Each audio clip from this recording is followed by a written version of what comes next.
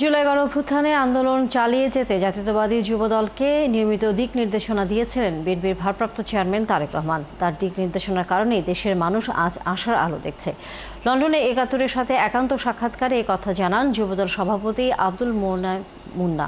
এ সময় তিনি অভিযোগ করেন, আগামী নির্বাচন বানচাল করতে ষড়যন্ত্র চালিয়ে যাচ্ছে কিছু দল। বিস্তারিত আরিফ মাহফুজের রিপোর্টে।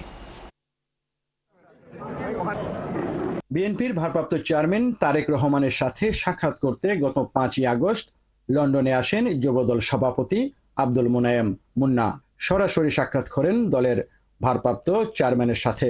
নেতার হাতে তুলে দেন সম্মাননা ক্রেস্ট। দলের প্রধানের কাছ থেকে কী নির্দেশনা পেলেন ও দেশের রাজনৈতিক পরিস্থিতি, আগামী নির্বাচন সহ বিবিধ বিষয়ে একান্ত সাক্ষাৎকারে ৭১-এর মুখোমুখি হয়েছিলেন যুবদল সভাপতি। এ সময় দলের ভারপ্রাপ্ত চেয়ারম্যানের সাথে কাজ করার অভিজ্ঞতার কথা বলতে গিয়ে মুন্না বলেন, গণ অভ্যুত্থানের আন্দোলনে রোড টু জুলাইয়ে কোথায় কি করতে হবে প্রত্যেকটা নির্দেশনাই দিয়েছিলেন দলের ভারপ্রাপ্ত চেয়ারম্যান তারেক রহমান।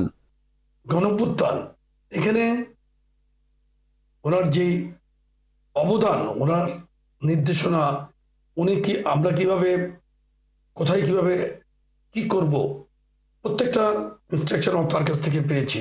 জুলাই গণ অভ্যুত্থানের ১ বছরকে মূল্যায়ন করতে গিয়ে যুবদল সভাপতি বলেন, যারা উপদেষ্টা হলো কিংবা যারা এখন উপদেষ্টাদের সাথে সহযোগী যারা দল করলো, যারা সারা বাংলাদেশকে নিয়ন্ত্রণ করার চেষ্টা করছে, তাদের কর্মকাণ্ডে মানুষ কিন্তু আশাহত। আগামী ফেব্রুয়ারিতে নির্বাচনকে বানচাল করতে কিছু দল একটি বিশৃঙ্খলা সৃষ্টির চেষ্টা করছে বলে মন্তব্য করেন যুবদল নেতা। ব্যালট বাক্সে তাদের কি অবস্থা হবে তারা বুঝতে পারছে।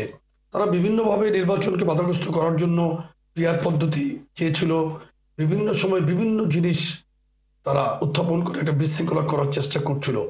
তো তারা এখন চেষ্টা করে যাচ্ছে কিভাবে নির্বাচন বানচাল করা যায়।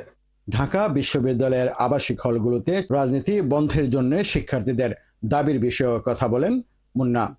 এবার তো ছাত্ররা আন্দোলন করলো, তাহলে আপনি রাজনীতির সূতিকাগারকে যদি বন্ধ করে দেন, আপনি যদি রাজনৈতিক নেতা তৈরি হওয়ার ফ্যাক্টরিকে যদি বন্ধ করে দেন, তাহলে রাজনীতি করবে কারা? আর ডাকসু নির্বাচন যে দিল, এই নির্বাচনে কারা করবে? আপনি জাতীয় ছাত্র অংশগ্রহণ করবেন অবশ্যই। আরিফ মাহফুজ, ৭১, লন্ডন।